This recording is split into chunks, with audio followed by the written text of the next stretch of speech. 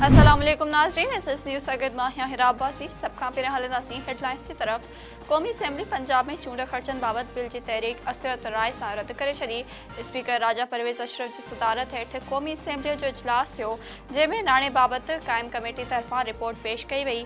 Report में चूंड ख़र्चनि बाबति पंजाब ऐं ख़ैबर पख्तूनख्वा बिल खे रद्द करे छॾियो। कराची में एवीसीसी ज़िले ओभर पुलिस जो हाउसिंग सोसाइटी में छापो, 2 कीनिया जूं औरतूं बाज़ियाब, 5 जवाबदारनि खे गिरफ़्तार करे वरितो। कराची में पुरस्कार तौर गुम थियल चकवासी सरमाएदार ऐं पीपी अॻवान अयाज़ महर जी बाज़ियाबीअ लाइ बबरलू बाईपास वटि धरणो हयो वियो। पीपी अॻवान अयाज़ महर जे वारिसनि ऐं वॾे अंग में शेरनि पारां बाईपास वटि शामियाना हणी धरणो हयो वियो। सिंध ऐं पंजाब ॾांहुं ईंदड़ वेंदड़ ट्रैफ़िक मुअतल थी वई। नाज़रीन, हिन वक़्त ताईं जूं हेडलाइंस, वधीक ख़बरुनि ऐं अपडेट्स जे लाइ ॾिसंदा रहो सिर्फ़ एसएस न्यूज़।